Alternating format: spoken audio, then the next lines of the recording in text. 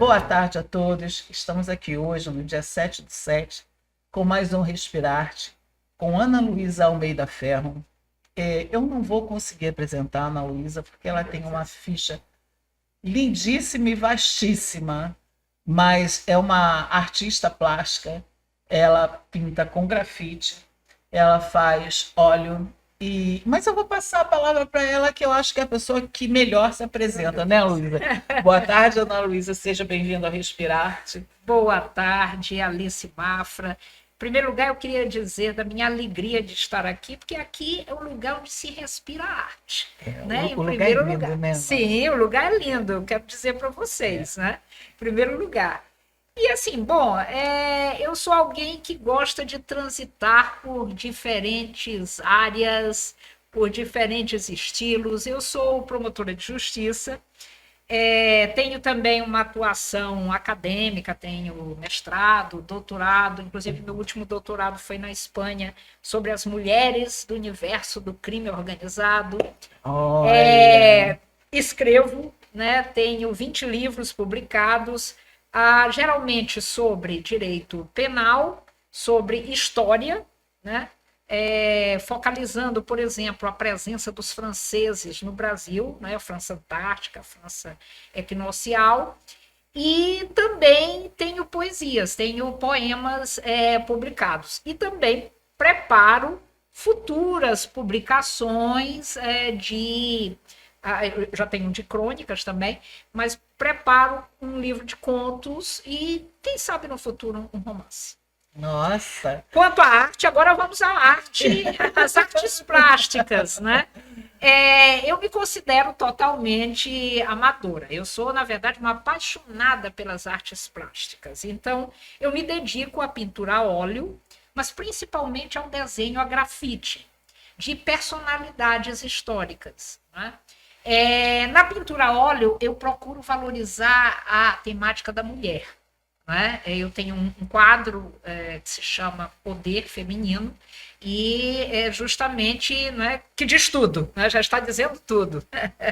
Exatamente. Inclusive a camisa que ela está usando também é um quadro dela. Você pode apresentar para a gente a camisa? Sim. Olha que lindo, gente. Quem temos aqui? Temos Gonçalves Dias, não é? Isso vem de um desenho grafite que eu fiz por ocasião do bicentenário de Gonçalves Dias. Né? E ele não poderia estar sozinho, porque eu tinha que representar os dois lados da poesia dele. Então, de um lado, o grande amor da vida de Gonçalves Dias, que foi Ana Amélia. Né? Então, a poesia romântica de Gonçalves Dias. Né? Ainda... Uma Vez, Adeus, que é um dos poemas mais lindos da língua portuguesa. Você declama pra gente. Ai, meu Deus. E, do outro lado, um personagem muito conhecido no Rio de Janeiro, Cunhambebe. Porque Cunhambebe está, né, ele foi líder da Confederação dos Tamoios, e ele representa a poesia indianista, que tornou Gonçalves Dias famoso. Tão famoso. Né? Que legal. A vida é combate, que os fracos abate, os fortes, os bravos só pode exaltar. Nossa! Show. E Cunhambebe está presente no poema dele, Os Timbiras. Então, por isso, a referência. Então, são personagens reais. E eu procurei fazer esta camisa, não é? Atrás temos a assinatura de Gonçalves Dias e também o meu desenho. Perfil, né? Não, perfil não. Não é o. Não, ele. Ele em primeiro plano. Um indígena aqui. E a Ana Amélia do outro lado. Plano. Lindo. Exatamente. A vida é combate. Exatamente. Que é uma das. Que é justamente extraído, é uma frase extraída de um dos poemas dele. Né? Ana Luísa, diz para mim uma coisa. Você é promotora, né? Sim. Promotora pública. Sim. É uma profissão extremamente estressante, né? E como é que a arte entrou na tua vida? Mas é justamente por isso que a arte é tão importante. Aliás, a arte é importante para várias motivações, sim, né? Sim. Porque através da arte você pode sonhar. Você pode ser você que os outros não conhecem. Você pode descobrir um você que você mesmo não conhecia. Exato. Você pode experimentar um você que você não quer ser, mas que você quer afastar, não é como, Sim. não é como se fosse algo que você quisesse exorcizar. Expurgar. Isso, expurgar, Isso. não é? Então, a arte, ela serve para tudo isso. Então, eu sou uma promotora de justiça que atuo na área criminal.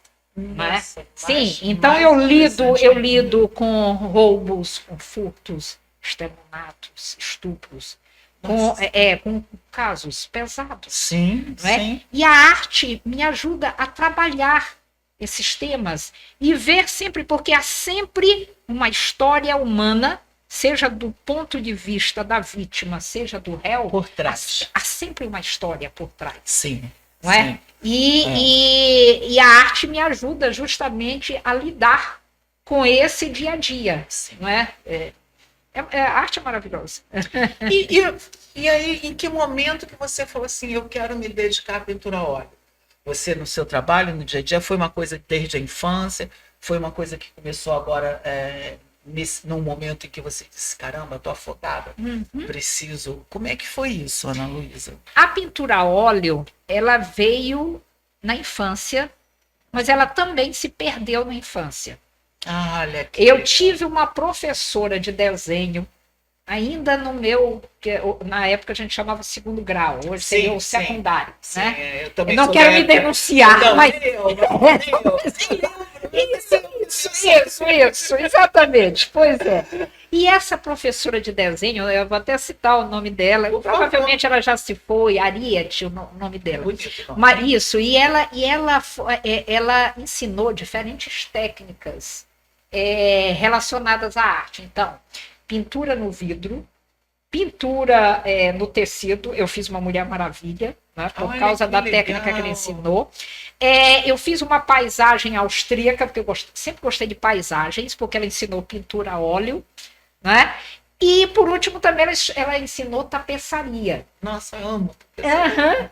E meu pai apreciava muito também a artes em geral.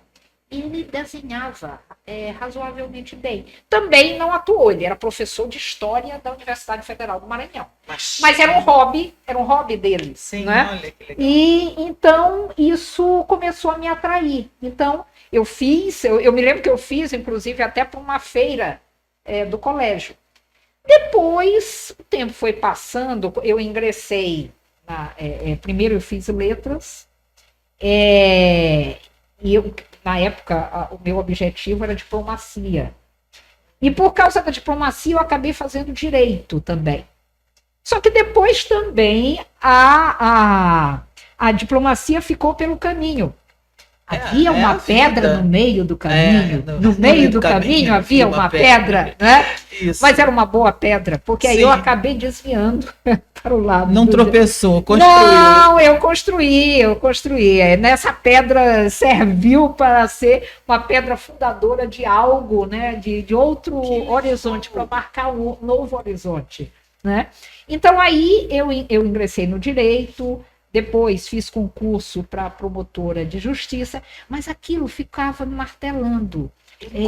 A arte, e eu desenhava, na época, eu desenhava heróis também, na infância. Sim. Eu gostava muito de fazer Superman, Capitão América. Eu tinha dificuldade, eu procurava heroínas.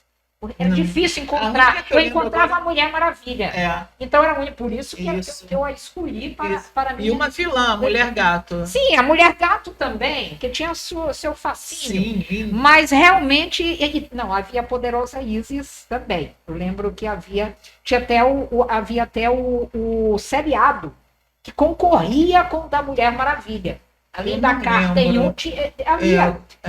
Era paralelo com aquele do Shazam. Que legal. A Poderosa Isis. Mas eu gostava mais da Mulher Maravilha. Mulher Maravilha, exato. Então, isso de eu tentar representar heróis, isso também ficou na minha cabeça. Então, mais recentemente, eu voltei a pintar. Eu Eu voltei primeiro para a pintura, isso, sei lá, há de 20 anos depois, né, já como promotora, eu voltei a fazer a pintura a óleo. Mas tenho poucos quadros, não pude avançar muito. Mas por causa da atividade literária, surgiu a ideia de eu homenagear personalidades históricas Sim, ou bem literárias, inicialmente do Maranhão. sim, Mas, certo. tanto que eu já tenho, por exemplo, Gonçalves Dias, por ocasião do bicentenário dele, né? Astolfo Serra, que é o autor da Balaiada, ele foi também, ele tinha uma carreira, uma vida muito curiosa, porque ele foi padre, abandonou Olha, a carreira para se casar.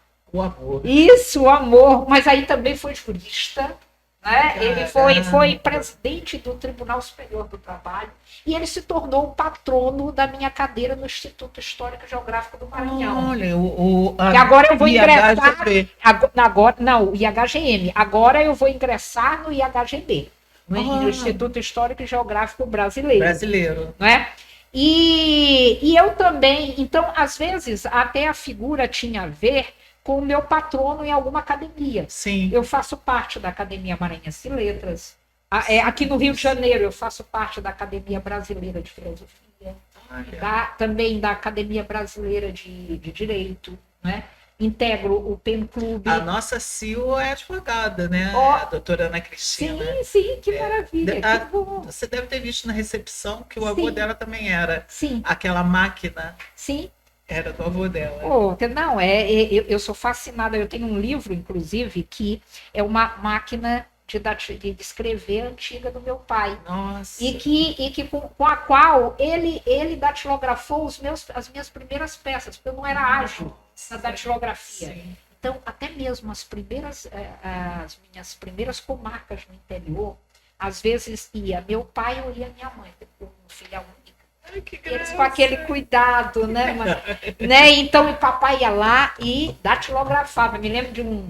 Eu não sei se devemos falar Pode disso. falar, não tem problema nenhum. Hoje, né? Era um dia Tem problema, de jogo do Brasil, né? Numa Copa do Mundo, né?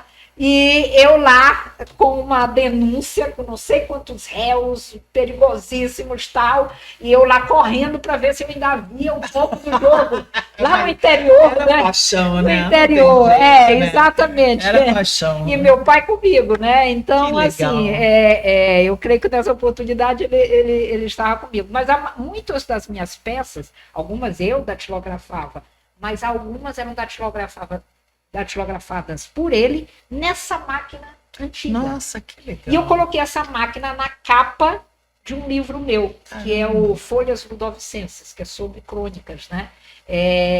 Justamente para homenageá-lo. Né? Nossa, muito legal.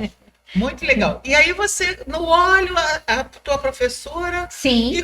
E aonde apareceu o poder feminino? O grafite também. Sim, sim. Antes, só complementando, faltou uma informação sobre a pintura a óleo. Quando meus primeiros quadros eram sobre paisagens. Mas justamente como eu trabalho, aí a integração com o meu trabalho acadêmico. Por exemplo, minha primeira tese de doutorado foi sobre crime organizado. E agora, minha segunda tese de doutorado é sobre as mulheres do universo do crime organizado. Tá então, demais, né? Exato. Nossa, é um negócio que. Mas isso me levou a questionamentos, a reflexões sobre até a história da mulher ao longo do tempo e os estereótipos que foram aplicados à mulher. E isso já é uma coisa que vem na minha cabeça. Aí surgiu a pintura a óleo Poder Feminino. Não é que é essa, assim como eu tenho essa camisa focando em Gonçalves Dias, eu tenho uma outra também que eu mandei fazer. Tá aqui o desenho, não tá? Tem o desenho. Vamos tem o mostrar. Desenho. Posso abrir? Isso, pode, por favor. Não, aí não está, porque aqui é o desenho a grafite. Aquela é a tirada da pintura a óleo. Entendi. Mas você tem a foto ali. Sim, deixa eu ver se eu acho aqui para mostrar para vocês aqui. Aquelas camisas. Rapidamente. Sim. Deixa eu ver se paralelamente eu mostro aqui. Não, continua você. Já achei aqui. Já achou, né? Pois é, essa do... Essa Isso. aqui. Essa mesma. Essa mesma. Isso, essa poder feminino, né? Bom, aí... Não entendi, Luiz. Agora vê. É. Que é a frente, né? Fala. Não, eu mandei fazer 2 modelos. Uma com a gola gola V e a outra com redonda. Exatamente. Aí a outra parte, quando tá. É porque uma ficou em preto e branco, a outra ficou em branco e preto. Ah, entendi. Né? Entendi. Que está nas costas, né? Na Entendi. parte traseira Entendi. da camisa. E assim, depois da a pintura a óleo, eu sou apaixonada, mas às vezes, no caso, ela exige um tempo maior. Sim, o óleo. E aí, até pela minha profissão, eu às vezes chego em casa para almoçar lá para as 4 da tarde. Eu tenho também a atividade de escrever. São 20 livros publicados, então eu tenho.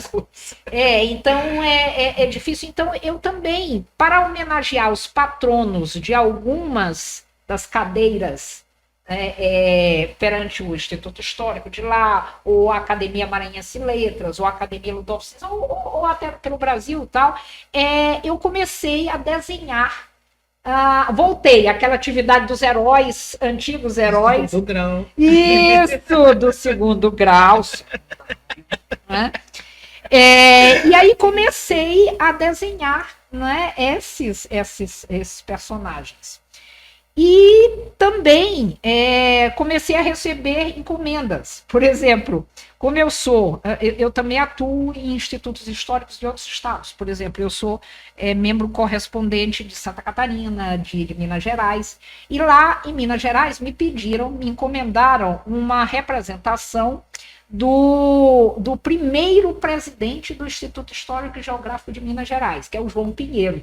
Né? A Faculdade de Direito fica justamente lá na Avenida João nós Pinheiro. temos aqui também uma Avenida João Pinheiro. Pois exatamente, porque ele foi uma pessoa intelectual muito destacado, muito foi governador, no caso, né, da época.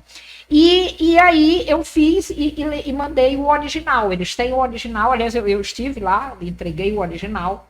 A mesma coisa, o de Gonçalves Dias, o original está, né, aqui vocês têm cópias, mas o original está no Museu Histórico e Artístico do Maranhão, assim como o original do Astolfo Serra. Nossa, que né? maravilha.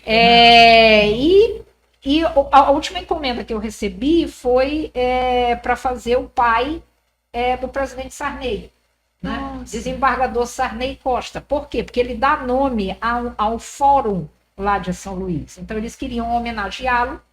E aí me fizer também a diretora do fórum da época, que é uma pessoa que eu conheço há muito tempo, que nós trabalhamos juntas, ela como juíza, eu como promotora no interior do Maranhão, né? E ela soube do meu trabalho, confiou no meu trabalho, e eu também fiz recentemente, foi o meu último trabalho, que também está aqui. Maravilhoso. E o grafite? Sim, aí vamos... Não, esse já é o desenho grafite. Já entra já no é grafite. O desenho grafite. Né? Os originais são todos... Só que esse é apenas o original.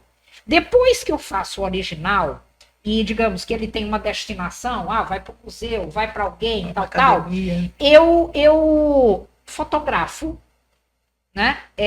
E eu coloco isso no computador e eu faço diferentes leituras daquele desenho. Às vezes, colocando, por exemplo, em tom envelhecido, um amarelo, dá para ver, vai dar para a gente ver isso. Ótimo. Outros eu coloco, eu quero algo mais moderno, por exemplo. Sim, Aí eu coloco num cubo dentro de um dado, né? Aí a figura de um lado, na outra face, na outra face. Então eu trabalho. Podemos abrir? Pois não. Pena que eu não trouxe o do dado. Você teria sido interessante também. Eu posso ir apresentando. Por favor. Deixa eu chegar mais para cá. Esse aí é patrono da minha cadeira. Sim. O microfone vai ficar na frente. Aqui, certo. Esse aí é o patrono de uma cadeira, da cadeira que eu ocupo na Academia Ludovicense de Letras. Mário Martins Meirelles. É meu parente.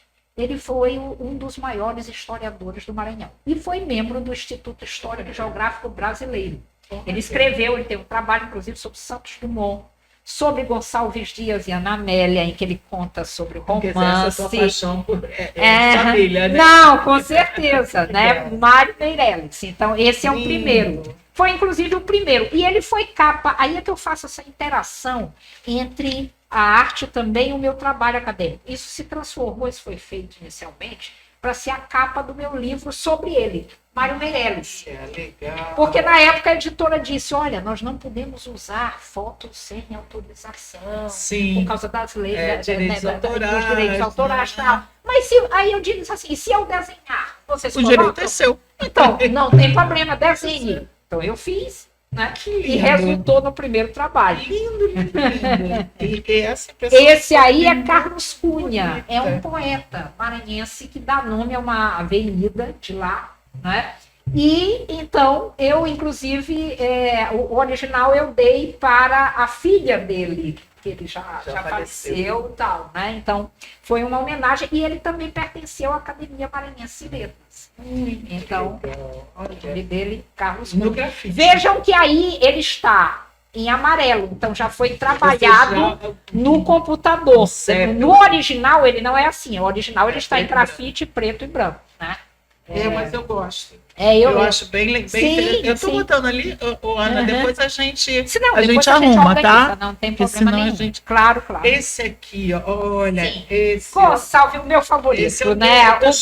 O do meu bicentenário. Por quê? Porque Gonçalves Dias é o meu poeta favorito. Porque ele tanto nos deixou poemas sobre a vida, por exemplo, A Vida é Combate, né? Nós já falamos desse poema, e ele homenageava os indígenas, não é? Ele foi muito moderno, ele era romântico naquela época. E ele tem um texto, inclusive, embora a gente lembre mais da poesia, por exemplo, de Castro Alves, abolicionista, mas ele já tinha um texto em que ele falava também da importância da liberdade das pessoas negras. Então, até nisso, ele é lembrado mas não só em relação, não é? Então, ele era, para mim, ele foi um poeta fantástico. E ele é considerado um dos fundadores da literatura nacional. Porque antes dele, você não tinha uma literatura que se pudesse, você tinha uma literatura produzida sob o ponto de vista de Portugal. Exatamente. E ele não, ele vai dar esse caráter com o romantismo, claro que não é só ele, mas eles vão se basear nele, José de Alencar vai se basear nele. Então, por isso é o meu fascínio por Gonçalves Dias, pela figura fantástica que ele foi. Então eu quis homenageá-lo mostrando os dois lados da poesia dele. A poesia indianista, o Cunhambebe, que vocês conhecem bem, né? Confederação dos Tamoios, né? É um grande guerreiro, né? Que se opôs aos portugueses, aqui ele era aliado aos franceses. Né? Porque eu estudo também a presença dos franceses no Maranhão. Isso também. Né? E do outro lado, Ana Amélia, o grande amor que ele não realizou por causa do preconceito da família. Por quê? Porque ele era mestiço. Gonçalves Dias era mestiço, a mãe dele não havia casado com o pai. Ele tinha ascendência, ele tinha poeta, ele é chamado poeta da raça, ele tinha ascendência tanto branca, quanto alguns dizem também negra, e com certeza indígena. Então, as três hoje essa palavra é ultrapassada, né, raça, mas na época, né, era a denominação que se dava, né, das três raças. Então ele sofreu preconceito. E inclusive, ela queria fugir com ele. Ele não fugiu. Sim, era de família tradicional de São Luís, e a mãe, quem negou, mais ou menos em 4 linhas, foi a mãe, dizendo que ele não tinha condições de ser o marido da... Aí ele não se casou com ela. Ela ficou furiosa. Ela queria fugir. Tanto que ela não se conforma com a decisão da família. Ela, em sequência, logo depois, quando eles rompem, né, ela acaba casando com um também que não tinha A linhagem. beira também. A linhagem. Que também Nem era não nem tinha beira. a linhagem que a família exigia. Anos depois, eles se encontram no passeio público de Lisboa. Nossa. E ele aí que surge o poema Nossa. Ainda Uma Vez a Deus, em que ele praticamente pede desculpas a ela. É um dos poemas mais lindos da língua portuguesa. Né? Qual E nome? ela, Ainda Uma Vez a Deus, em que ele conta por que ele não casou, que ele não quis macular o nome dela, Sim, toda aquela sim. parte e tal. E ela, no começo, na própria narrativa dele, dentro do poema, ela é indiferente. Ela olha para o outro lado porque ela está revoltada com ele, porque ela queria magoada, O tal. amor ainda E no existe, né? final ele pede, né, de perdão, né? Mas ele diz que nunca deixou de amá-la. E ele também casa com outra. Ele Sim, casa a vida justamente segue, né? com Dona Olímpia, que também era apaixonada por ele e era filha de um importante personagem aqui do Rio de Janeiro, que ele morou aqui no Rio de Janeiro, né? Gonçalves Dias. Então, assim, é uma história belíssima, uma história de, né, história de amor, de né? filme, uma história de amor. E ele não quis belíssima. fugir com ela para não macular a honra dela. Isso, Depois eu exato, pego, porque seria contra a vontade da família, Sim. e ele não queria isso para Sim, ela. sim. Né? Ficaria Mas marcada. só que ela disse, não, mas eu teria fugido, né, com você. Então, aí além do Gonçalves Dias, temos ainda ele novamente, só que ele agora sozinho, Bonito, né? Gonçalves Dias também sozinho. O próximo, porque a gente já viu, né? É o mesmo personagem. Ana, eu tô fazendo uma bagunça aqui, depois eu Não arrumo, tem tá? problema algum, não tem problema. A arte é assim, a arte ela não é certinha, você tem que ter um caos. E você aqui tem que dar sentido ao caos, não é? Isso mesmo. Esse é o presidente da Academia Maranhense Letras, né? É meu confrade, Lourival Cerejo, né? Também. E o próximo, ele é poeta também. Opa. Gente, desculpa. Não se preocupe. Mas Depois o a gente arruma. enroladinho, esse aqui a gente já falou?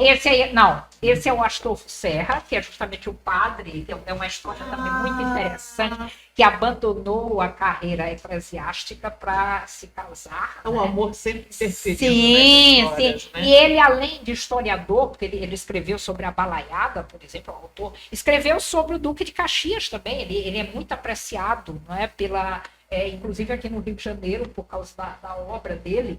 E ele também foi presidente do Tribunal Superior do Trabalho, ele foi jurista, depois que ele abandonou, e foi interventor do Maranhão, né? No caso, como se fosse um governador. Eventualmente. Então, Astolfo Serra. E, por último, aqui temos o pai do presidente Sarney, não é? Que foi uma encomenda do Fórum de São Luís, que tem o seu nome dedicado ao desembargador Sarney Costa, que era o pai dele, o pai do presidente, exatamente. Então, foi uma encomenda, eu procurei representar a justiça de um lado, não é? Isso. E ele como desembargador. Né? Sim. E aí acho que ainda temos mais uma. Temos figura. mais duas. Sim. Mais duas que... Não, essa já mostramos, a do Gonçalves Dias, Já. é uma outra versão mais próxima do desenho da vida. Faltou apenas o de Minas Gerais, o João Pinheiro. Esse nós já mostramos.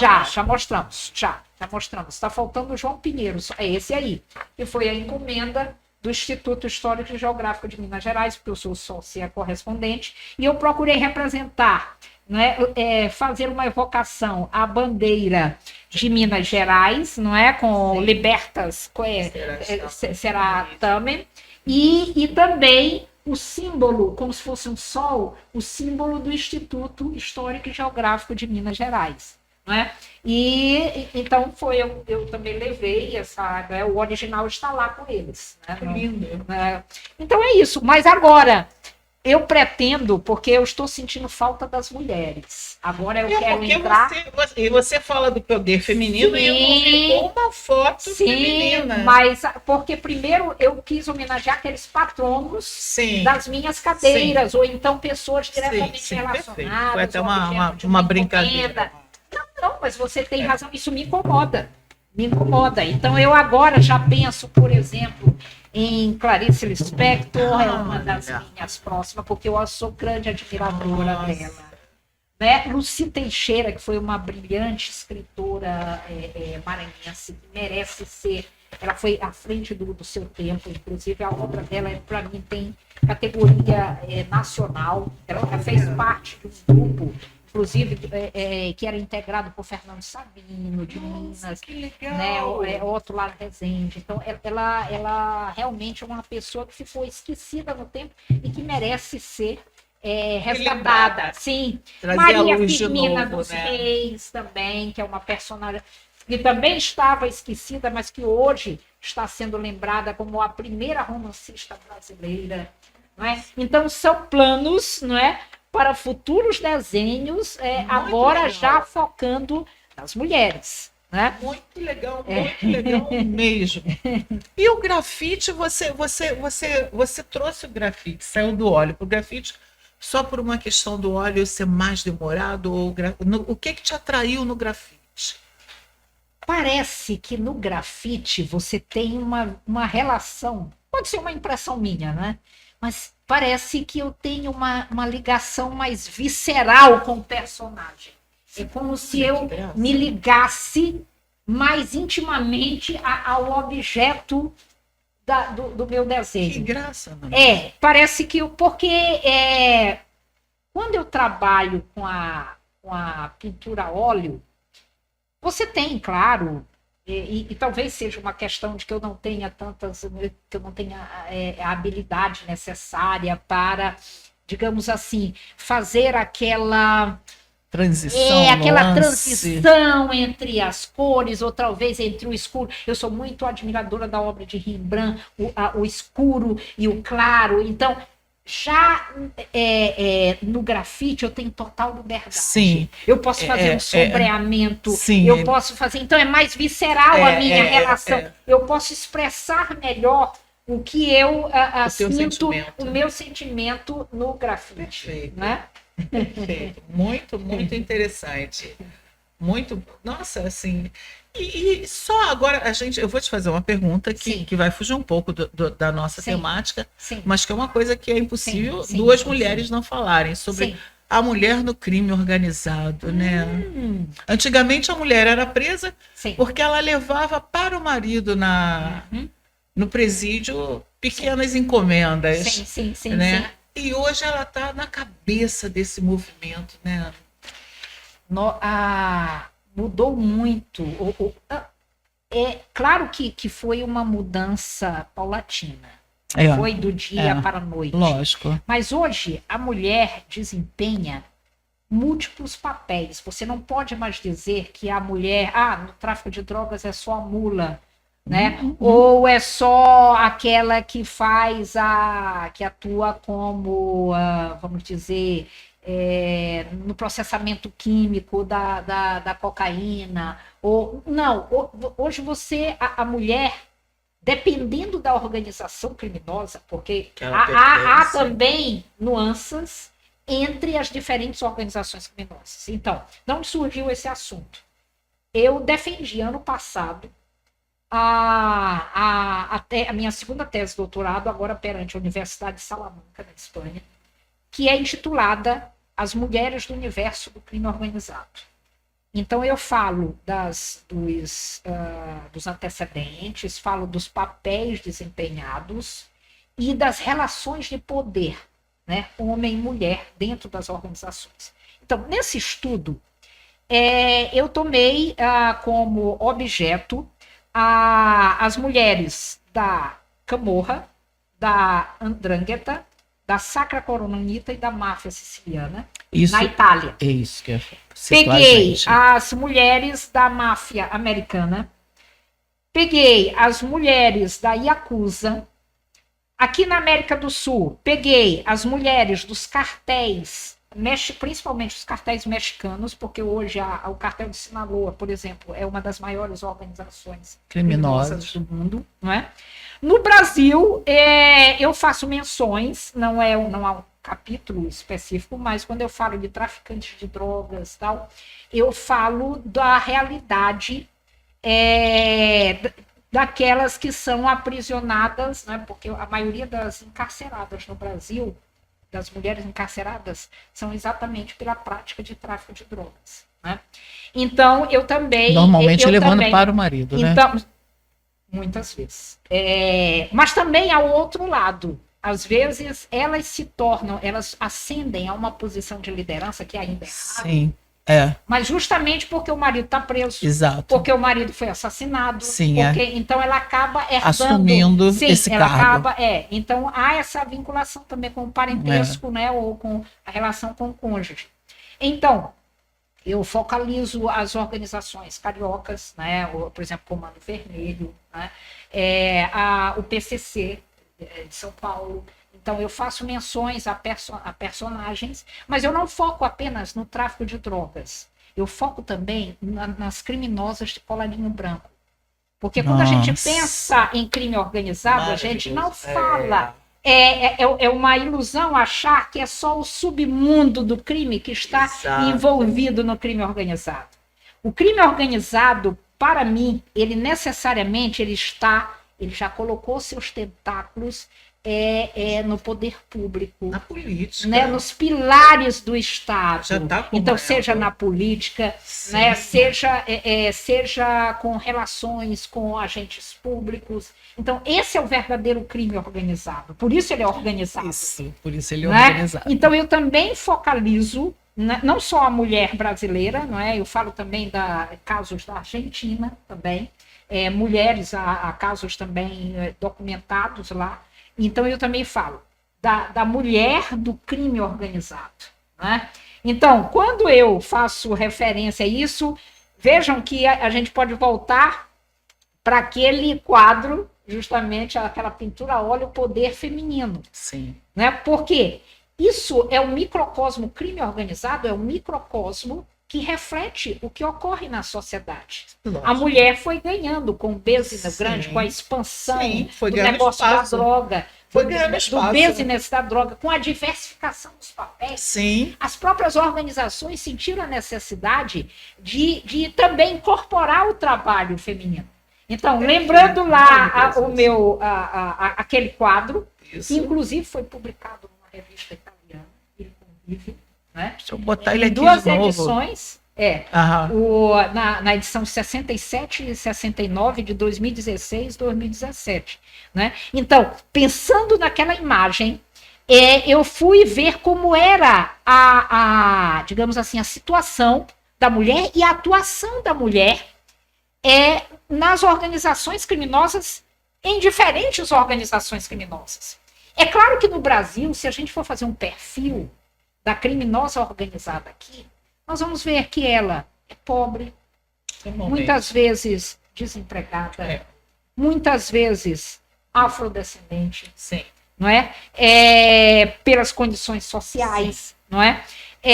Então, exato, muitas vezes ela, aqui no Brasil, nas organizações daqui, ela ainda não ascendeu a posições de destaque dentro das organizações. Geralmente ela fica com aquelas nas posições subalternas e mais perigosas. Sim. Quando há uma prisão, ela é a primeira... Caixa de ferro. Sim, isso, exato. Agora, por outro lado, tem crescido também a participação da mulher, e isso é detectável, porque eu fiz um estudo também de uma promotoria dedicada ao crime organizado do Rio Grande do Sul, em que eu peguei apenas as denúncias, durante 2022, 2024, as denúncias em que havia mulheres denunciadas por crimes ligados ao crime organizado.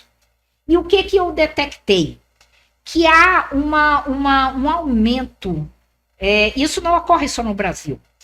A mulher está sendo mais valorizada dentro das organizações criminosas em atividades financeiras. Porque, seguindo aquele estereótipo de que a mulher é mais detalhista, é mais cuidadosa, isso, ela cuida. Então, está aumentando a participação da mulher, inclusive também na lavagem de dinheiro. Sim, e aí já vem a questão porque no livro e nessa tese de doutorado eu trato desses estereótipos que foram dados à mulher ao longo do tempo, que é o estereótipo da mulher santa, boa, né? Incapaz, por ser inferior, incapaz de cometer crime, não é? E por outro lado, a mulher bruxa. Sim, aquela mulher, sim. Então, os dois. Então, eu falo dessa dualidade e das imagens que foram produzidas sobre a mulher. E procuro enquadrar, ver como essas mulheres de hoje se enquadram nesses papéis. Porque, vejam bem, a mulher que comete crime, e particularmente que está inserida no crime organizado, ela é culpada 2 vezes. Não é? Porque ela é mulher. E ela foge, por outro lado, ela foge ao padrão de ser mulher. Porque ao cometer um crime, ela comete uma atividade que a sociedade atribui como uma atividade masculina. Principalmente se ela comete um crime violento, por exemplo. Né? Então, muitas vezes, ela é uma dupla punição. Os autores repetem muito isso. Né? A criminologia feminista, ela fala muito dessa questão. Então, tudo isso também eu trato. Mas não é, por favor, não é em nenhum momento uma glamorização da mulher do crime organizado. Nem apologia. Não, de forma alguma. Nós precisamos combater o crime organizado, mas para combater o crime organizado nós temos que entender e até mesmo saber. Vinha acompanhando isso, e até mesmo saber qual o papel que a mulher está desempenhando no crime organizado e como ela é usada e também como ela faz uso dessa organização criminosa. Se você não entende, fica mais difícil você combater. Obrigada, Luiz. Nossa, assim, eu acho muito legal essa questão de você vir trazendo o papel feminino na criminalidade desde o início, que é isso que você falou, né? Com o entendimento fica mais fácil de resolver. Sim. Agora, deixa eu te perguntar uma coisa, Ana Luísa, que nessa conversa da gente me lembrou. Eu não sei se ainda existe dentro dos presídios. Sim. Né? Tinha antigamente, algum tempo atrás, trabalhos manuais dentro dos... Ainda existe isso? Olha, até o momento... atualmente, a minha promotoria não é de execução penal. Mas eu já trabalhei numa promotoria no interior do Maranhão, Caxias, até a terra de Gonçalves Dias, né? Gonçalves Dias está sempre lá. É teu carro. Exato, é meu carro. Eu espero não ter sido, se há outra encarnação, eu espero não ter sido uma das inúmeras namoradas dele. Ele era namorador, né? E isso, ele teve uma namorada, 2 namoradas em diferentes períodos. Em Portugal, creio que na Bélgica, na França. Ele era muito namorador. Mas então, voltando lá, eu cheguei a visitar o presídio e eu me lembro que, inclusive, eu recebi uma caneta. O preso tinha feito uma caneta com o meu nome. Né? Ele cobriu com uma linha, com uma coisa, um trabalho muito bem feito. Então, eu acredito, eu não lido mais com a execução penal, mas creio que sim, que continua esse trabalho. Diminui, inclusive, a pena. Sim, o trabalho, né? sim, o trabalho continua. Quanto a isso, a lei não mudou, né? A remissão de pena, sim. Livro, sim, trabalhos... também conta, né? Também conta. Não, isso continua. A lei não mudou em relação a isso. Sim. Eu acho até, Ana Luísa, nessa questão que a gente está falando do trabalho manual, que isso devia ser mais aprimorado. Você tem alguma posição com relação a isso? Não, de ser implantado mais coisas? Eu acho que a arte é importante em qualquer setor da vida. Sim. Então, se nós estamos falando em ressocialização, a arte é um caminho maravilhoso. É um caminho muito porque bom. é como a gente falou aqui, a arte ela serve para diversos objetivos. Inclusive para o crescimento pessoal, também, ou para a pessoa lidar com os seus demônios, com os seus fantasmas. Sim, perfeito. Não é? Ou e até para superar, não é, essa realidade, para sonhar. Sim. A arte também serve para sonhar. Sim, né? Você voa, né? Você pode estar em qualquer lugar do mundo, até mesmo com a sua família. Né? Você pode, você cometeu aquele crime, né, horrível, e agora você está tomando consciência de que esse não é um bom caminho. A arte pode oferecer Um novo. esse caminho, um novo caminho, um novo horizonte. Isso. Então, sim, eu acho que a arte deve estar cada vez mais presente, inclusive realmente, nos presídios, seja para homens ou mulheres. Sim, Né? Homens ou mulheres. Exatamente. Sim. E na pandemia, que foram 2 anos fechados, né? Sim, E o restante um pouco menos, mas 2 anos fechados mesmo, né? sim, Por exemplo, a cerâmica cresceu muito, sim. né? Sim. As artes no geral, Sim, né? as pessoas dentro de casa, porque estavam, em tese, Limitadas. aprisionadas pelas circunstâncias, Sim, né? Não é que estavam. não é preso. Mas, assim, o que elas fizeram? Elas se expressaram.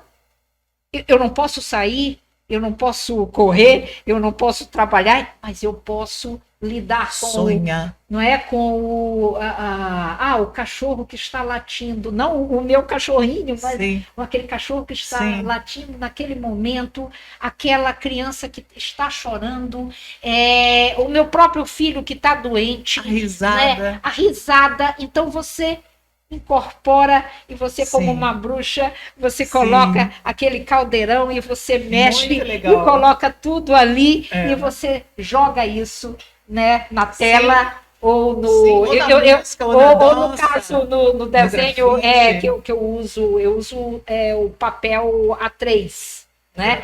Então, Então o tamanho que está impresso. exatamente o tamanho da impressão, né? Então é isso. Então você vê como a arte teve um papel fundamental na pandemia. Fundamental. Sim, As sim. pinturas rupestres, né? Você vê desde o início da humanidade, o homem ele se expressa, né? A caçada, Sim, né? Eu acho sim, maravilhoso sim, sim. isso. E é um testemunho da história. Muitas Isso. dessas civilizações nós não teríamos notícia se não fosse pela arte, Sim. porque não havia escrita Não, ainda. era passado por histórias. Sim, tradição Os oral. indígenas, né? Tradição oral, É, sim. os Então a indígenas arte têm nos essa. permite tentar entender, não é, a Sim. lógica que movia aquela sociedade. Exato. E a gente só pode tentar aprender. É bem verdade que às vezes a humanidade repete os mesmos erros, mas assim, Normalmente. as lições estão lá, não é? Aquelas né, as experiências das diferentes culturas estão lá e Isso. você deve aproveitar, né? O Essa ruim a gente experiência. deixa quieto, gente. Olha pro lado bom, Não, né? mas Exato. mesmo ruim, a Sim. gente tem que olhar para ele Para não dizer não. repeti-lo. Para dizer não, E para né? reconhecê-lo Isso. quando ele se Perfeito, aproximar, Ana. né? Perfeito, Ana Luísa. Quer dizer que então a arte te deu essa respiração a mais dentro da tua profissão, né? Sim, sim, sim, sim. E eu ainda, eu falei muito em relação, por exemplo, a relação como promotora, né? Mas também eu falo em relação à arte, né? As artes plásticas também, em relação à história. Porque elas são um testemunho da história. Nós acabamos de falar da arte rupestre. Então, é um testemunho, é uma forma, e eu sou apaixonada pela história. Né? Nossa, então, que legal. sim, Tem então a muito arte pra também contar, é uma então. forma de, por exemplo, quando eu desenho Gonçalves Dias, eu estou.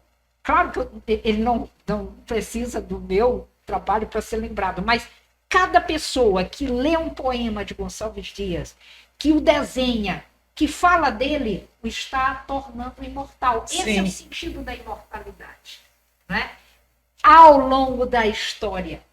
Então, as mulheres, nós precisamos cada vez mais também falar das mulheres, porque elas foram silenciadas. Nós fomos silenciadas. Ou até bruxas, né? Sim, as bruxas. Amaldiçoadas. Sim, né? amaldiçoadas, exatamente. E houve um período em que a mulher ela era senhora do conhecimento, aquele conhecimento medicinal. Ela era aquela curandeira na vila. Era ela que fazia os partos. Qualquer problema de pele, era ela que sabia a erva que deveria ser usada. Rezar. E isso coincidiu mais ou menos já no final a Idade Média, e depois também vai invadir o período da Idade Moderna, com o nascimento das universidades, em que começou-se a valorizar o poder, digamos assim, masculino, da ciência que estava se formando, Sim. mas era uma ciência da qual a mulher excluída. A medicina. Sim, né? e isso começou a fazer uma concorrência. Então, Sim, um dos lógico. motivos, Olha que interessante, um dos gente. motivos da mulher, do saber da Feminino. mulher ser, digamos assim, proibido, e um dos motivos de a Endemonizado. mulher ser considerada como bruxa, como Demonizado, algo, né? sim, companheira do diabo, Sim, tal, sim. foi justamente o fato de que aquele saber medicinal concorria com aquele saber Nunca tinha feito nascente essa da ligação. ciência. Sim, há estudos que falam legal. disso. E fora isso, nós temos a Cristianismo questão. crescendo. Sim. E você tem também, do outro lado, o fato de que nós sempre fomos, a mulher sempre foi atribuído o papel da pecadora, né? Eva, né? Ela que comeu, ela que pegou a maçã. E eu sempre ficava É. pensando, poxa, mas que Adão que era lerdo, né? É. Até mesmo para cometer, foi ela que levou a maçã, foi ela que, né, A sabedoria. exatamente. Então, assim, isso acompanhou a mulher. Você vê o Maleus Maleficarum, que era o guia da Inquisição, que foi na Idade Moderna, o ápice. Não foi na Idade Média. Medieval. Por incrível que pareça, foi no Renascimento, no período dos grandes pintores. Nesse período você tinha, então, esse livro, não é? Em que se dizia que a mulher foi tirada de uma costela curva, com defeito, então, que prejudicava a retidão masculina. Loucura, gente. Incrível. E nós éramos já, então, comparadas à quimera, nesse livro, não é? Porque era um monstro. E você pode lembrar que os monstros antigos, a maioria era de monstros femininos. Você tinha a esfinge, você tinha as arpias, você tinha a medusa. Então, eram mulheres monstruosas. A mulher era monstruosa. A Hidra. Né? Sim. Então, mesmo você lembrando da mitologia grega, tal, como a mulher apavorava. Ainda hoje. Os mistérios reprodutivos. Ainda hoje, os tufões, os furacões, todos com nomes femininos. Sim, ainda bem que já tem alguns que eles estão dando nomes. Já tem El Ninho, pelo menos, já não tem mais. Mas tem El Nina também. Tem, não, primeiro é Laninha. Laninha. Laninha, tal, né? Primeiro eram os nomes, como você bem lembrou, até os nomes dos furacões. Sim, porque a mulher é uma força da natureza incontrolável. Incontrolável. E aí né? tem que controlar a tal da mulher, né? Sim, era preciso controlar, né? Então, essa sabedoria popular. Outra coisa que os autores, né, referenciam muito é que nas primeiras sociedades você tinha a figura da deusa mãe.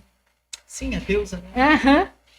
Depois, com a chegada de outros povos, né, por exemplo, os gregos com os seus deuses, a maioria eram, os principais eram deuses e não deusas.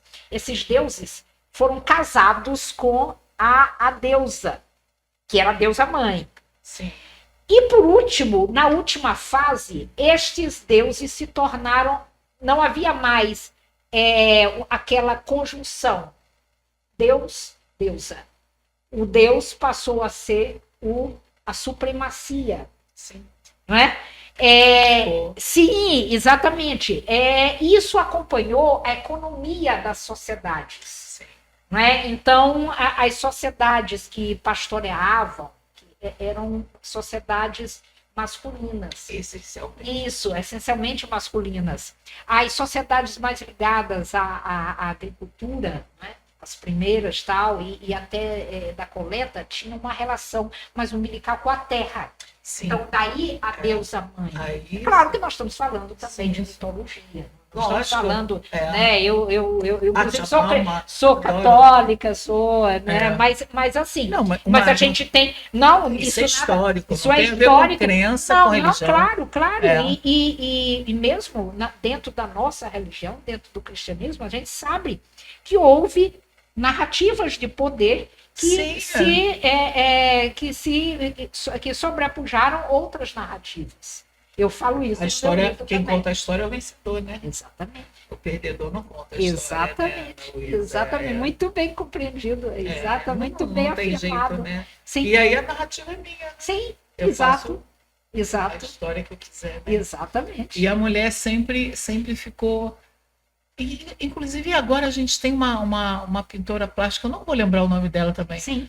que o marido se apossava das obras dela, e aí ela entrou, separaram-se, foram para a justiça, Sim. e ele dizendo, e aí o juiz falou, bom, vamos lá então, cada um pinta o seu quadro. Ele alegou que estava com o ombro, e ela aí Pronto, quer dizer, ela provou. se apropriando, Sim, né? Sempre, né? O homem. Sim. Sim. E Quantas mulheres ao longo da história a gente pode pensar, né? Não escreveram obras. sim. Inclusive, até as próprias. Eu tenho um artigo também que fala da luta das escritoras ao longo do tempo. Né?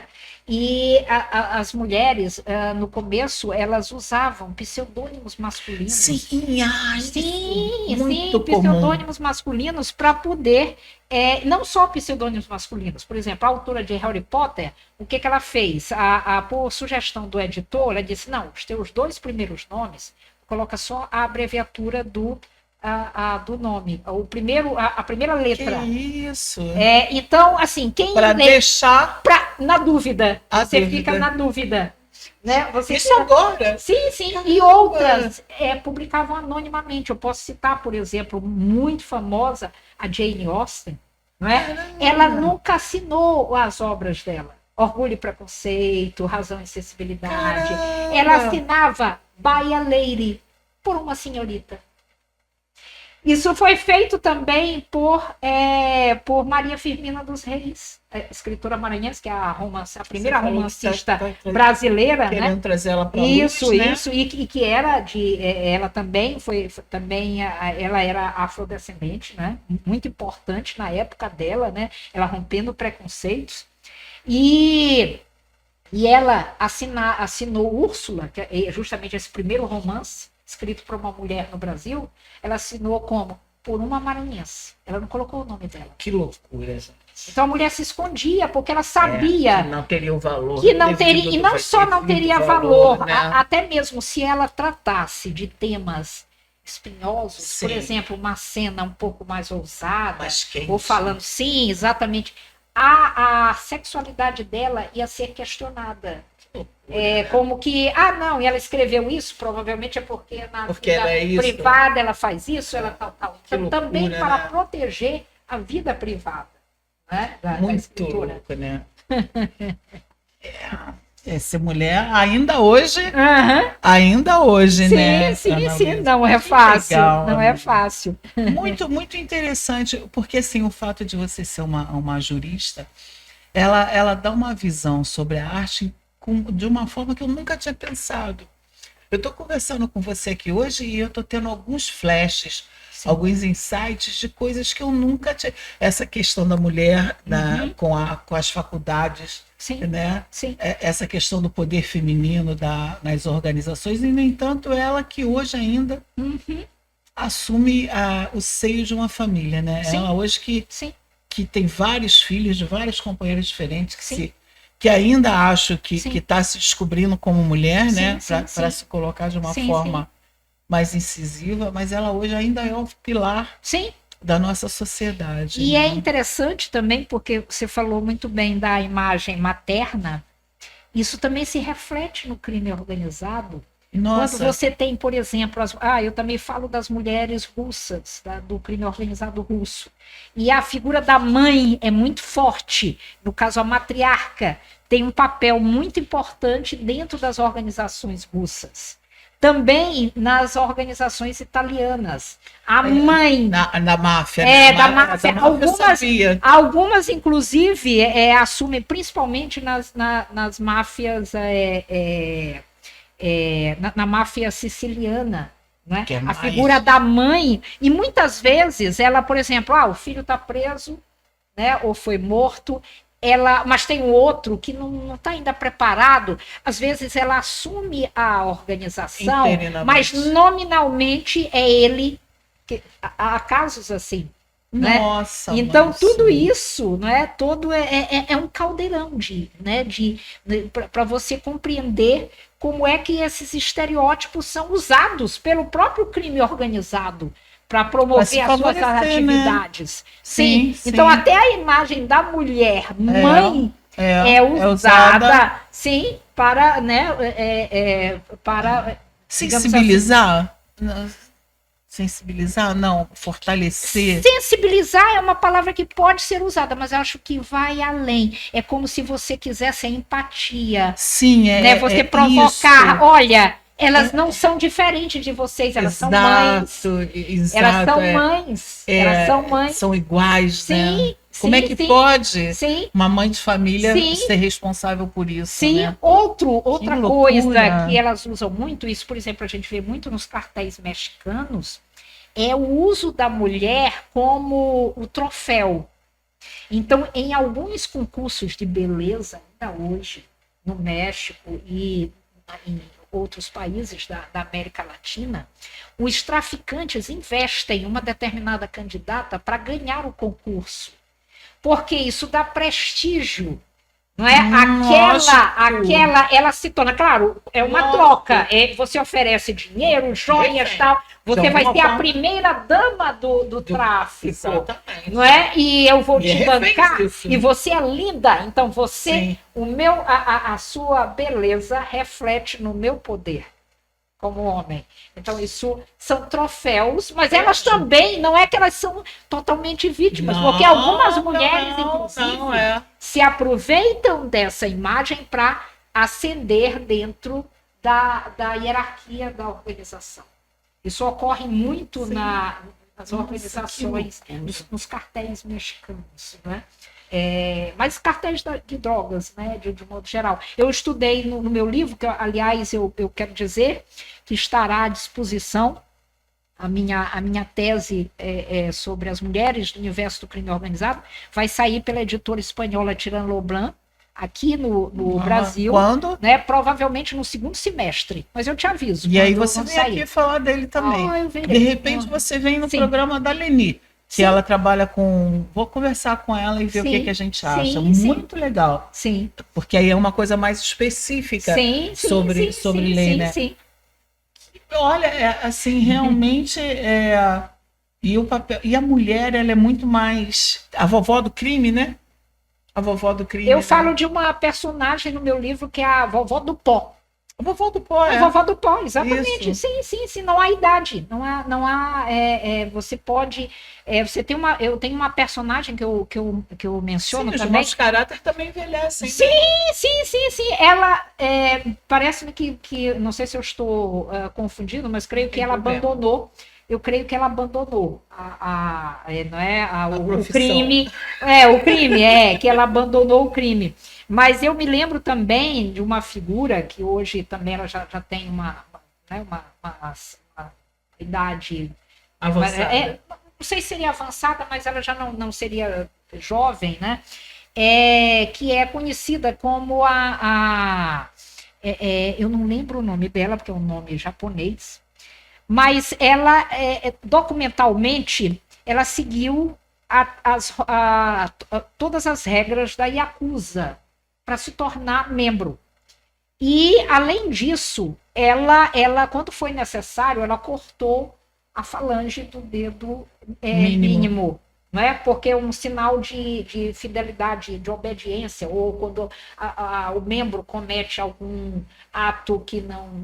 cometeu algum erro e tal. Sim. Então, em sinal de contrição, ele corta o dedo, e ela cortou o dedo. Que loucura. Né? Então, e é interessante porque a Yakuza, Yakuza japonesa. Japonesa, é considerada, né, chamam de máfia japonesa, assim como as tríades chinesas são chamadas de máfia chinesa, máfia chinesa, né? Então, é interessante porque a máfia japonesa em si, ela não é ilícita. A organização em si não é ilícita. Ela só se torna ilícita no Japão quando os membros cometem um ato de violência. Bom, mas aí... Então você pode fazer aquelas tatuagens, tal, você pode pertencer, que o fato de você se filiar à Yakuza em si não é um crime. Como aqui, por exemplo, você se filiar a qualquer organização criminosa já é um crime. Você já está incidindo no crime de organização criminosa da Lei 12.850. Que loucura! Né? Então, lá, em tese, a filiação em si não é. O que torna criminoso é a ação, uma ação violenta, uma ação que vai se configurar como um crime dentro da legislação. Até eu, quando fui pesquisar, eu não sabia disso. Esse detalhe me foi revelado pelos estudos. E eu usei, justamente eu falei no início que eu tinha esse objetivo da diplomacia. Eu fiz letras primeiro. Sim. Então, tudo na vida Deus encaminha a gente, né? Então, eu me preparei, quer dizer, tentei me preparar para esse futuro que eu achava que era o meu, da diplomacia, estudando línguas. Então, antes de ser promotora, eu fui professora de inglês. Eu fiz estudos de francês também. Eu terminei, inclusive eu tenho o Nancy, diploma do Nancy, da Universidade de Nancy, que hoje até ela já foi incorporada. Eu estudei alemão, estudei italiano e espanhol. Então, eu tinha a liberdade de pesquisar artigos em diferentes idiomas. Sim, então, eu peguei textos, em italiano, artigos em italiano, em espanhol, em inglês, em francês. Isso foi muito bom para mim, porque era um tema... Sim, porque era um tema que ele não está restrito ao Brasil, ou às Américas, ou só a Europa. É um tema, hoje é uma macrocriminalidade. Que cada vez está nos preocupando e que está cada vez mais penetrando nos pilares do Estado, e nós temos que entender esse fenômeno. Essa ramificação. Sim, todas as... Sim. Que loucura. Hoje eu estava falando a respeito dos postos de gasolina, né, que estão servindo para lavagem. Lavagem de dinheiro. Farmácia. Sim, restaurantes podem, filmes podem ser usados, né? Na verdade, não há um negócio lícito que não possa, em tese, ser penetrado por uma estrutura de crime organizado. Facilidade muito grande. Exatamente. Então, é muito dinheiro que circula. Sim, né? Mas claro, sim. E aí é muito fácil se vender também. Sim. E como você coloca aquela capa, aquela aparência de legalidade, você consome até aquele produto de forma suspeita. Não, e sem saber, muitas das vezes, né? Você não imagina que uma farmácia vai ter de um posto de gasolina, de um restaurante, de um filme e tal. Então, é obra de arte também, né? Sim. Empresas que pagam, por exemplo, que até a origem do crime organizado, se a gente for pensar lá em Nova York, em Chicago, né? Aquela época da lei seca e tal. Mesmo ali você notava uma das origens do crime organizado, de um tipo de ilícito ligado ao crime organizado, é justamente o da extorsão. Sim. E a Yakuza, não só outros, se eu botar o exemplo da Yakuza, a Yakuza até hoje, ela faz extorsão em relação às suas unidades em diferentes países. Né? Empresas do Japão que trabalham e que atuam em outros países. Elas podem, eventualmente, claro que não são todas, eu não estou dizendo que são todas, mas uma das formas de atuar da Yakuza é justamente de extorquir de empresas, de negócios. Não é? Isso não é só a Yakuza que faz, mas a Yakuza é especialista. do comércio de anfetaminas também, que eles são infelizmente, muito bons nisso, né? Esse seria o meu livro anterior, um dos meus livros anteriores, que foi sobre o crime organizado. Foi um objeto. Eu tenho 20 livros publicados. Nossa. Esse livro, inclusive, ele foi objeto de. Eu quero aqui mencionar, porque uma pessoa muito querida foi o Jô Soares, que me recebeu maravilhosamente para falar desse livro. Crime organizado e organizações criminosas mundiais. Dizer, né? Isso há anos já. Sim. E agora eu tenho a oportunidade de continuar, mas agora focalizando na mulher. Sim. Né? Porque naquele livro eu focalizava nas organizações. Exatamente. Todo, e aí você vai sem ver o papel. E aí, né, você vai conhecendo mais também. Sim. Né? E você vai conhecendo, você vai vendo que a mulher está cada vez mais penetrando nisso. Sim. O que é uma pena. Bom, quando eu fiz esse outro livro, a máfia siciliana era a grande organização criminosa. Hoje já não é mais. Não. Hoje, na própria Itália, a 'Ndrangheta e a Camorra tem muito mais, digamos assim, oferem muito mais lucro do que... Porque como a máfia siciliana foi alvo de várias investigações criminais, eles meio que esqueceram as outras, não é que esqueceram, né? Não é isso. Mas o que eu quero dizer é que realmente focou mais. Isso também aconteceu nos Estados Unidos. Sim. Então, muitos líderes foram presos. Né? Totorrina, na época, né? Que até parece que ele já faleceu, foi um dos líderes.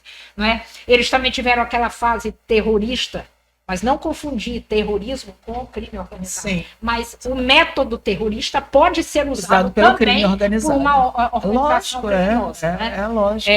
Por isso hoje esse debate, porque há aqueles que acham, se pode ser usado, então é uma organização terrorista. E outros dizem, não, mas não é uma organização...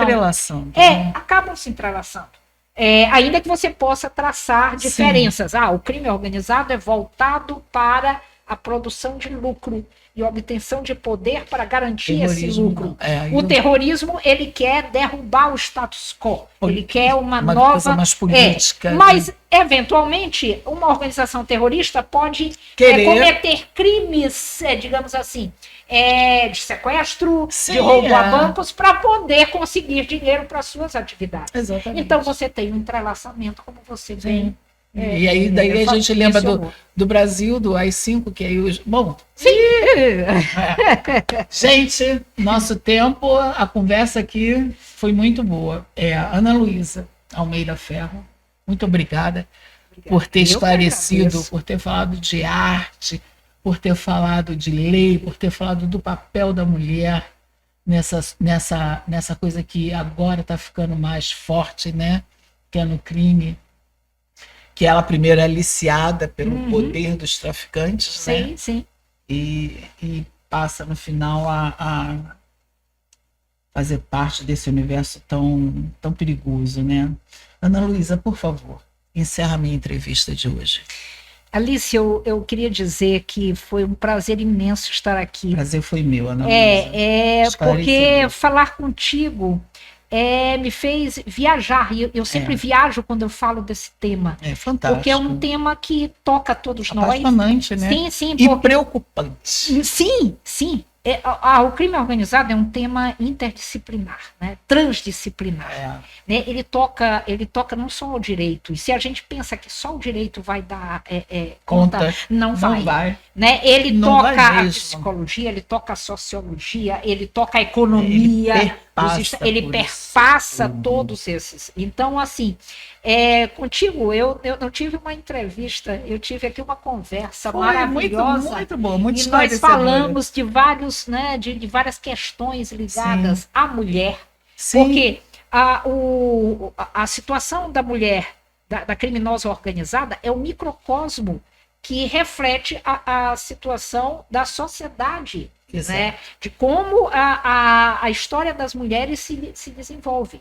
E a arte, ela tem um papel importantíssimo em combater a glamorização do crime, né? Em dizer e mostrar esse lado feíssimo, porque o crime pode seduzir, num primeiro Glamouroso, momento, sim, sim, lógico. ele pode seduzir muitos jovens que não conhecem outra Sim, realidade. lógico. Ele pode dar dinheiro fácil, não é, num primeiro momento, mas ele sempre leva à ruína. Sempre. Sempre. A ruína do indivíduo, a ruína da comunidade e do país. Sim. Então, ele Da nossa precisa ser sociedade. combatido e a arte É um caminho. é um caminho maravilhoso para Sim. nós combatermos, para nós trazermos o indivíduo de volta e Isso. para também impedirmos que pessoas se percam É. nesse caminho, Só às pra- vezes sem volta. Normalmente, né, Ana Luísa? Sim, sim. Só pra gente encerrar aqui rapidamente, eu sei, eu professora, a Sim. minha vida, e eu trabalhei muitos anos na Cidade de Deus, e tinha uma direção maravilhosa Sim. lá, que me permitiu trabalhar com arte Sim, dentro da Cidade de Deus. sim, E me deram um espaço muito bacana, sim, muito sim, grande. sim. E a escola sofria violência todo final de semana, era Olha aí. depedrado, era um CIEP. A minha sala nunca foi. Dentro da comunidade, que na época era a comunidade mais violenta do Rio de Janeiro, Sim. a minha sala, que Aham. é de uma forma muito simples, né? Sim, Nunca sim. sofreu esse tipo de... Para você ver. Era a arte que te protegia. Isso. que te Ou a protegia. eles. Sim, sim, Né, que vamos- esse protegia aqui- todos, protege Isso. a sociedade. Isso. A sociedade, né? Isso. É maravilhoso. Então, também gostaria de deixar à disposição de todos, Seu né? e-mail, seu Eu tenho, Instagram. eu tenho o Instagram e o Facebook sob o meu nome, Ana Luísa Almeida Ferro, né? O LinkedIn também estou lá. E é isso, eu sou professora também, eu sou professora de criminologia e eu dou conferências, dou palestras, geralmente sobre crime organizado. Muito legal. E é isso. Prazer enorme. Muito obrigada ao jornal DR1, não é? A esse programa Espaço. onde nós respiramos arte. Isso aí. Por isso é respirar. Isso aí. Ana Luísa, Obrigada. muito obrigada. Aqui. Seja Obrigada. muito bem-vinda. Estamos à sua Obrigada. disposição quando você precisar. E Obrigada. E quando for ao Maranhão também, por favor. com certeza. Gente, muito obrigada. Muito obrigada, Ana Luísa Almeida Ferro, por esse esclarecimento, né, tão importante hoje. Uma boa tarde a todos. O xodó no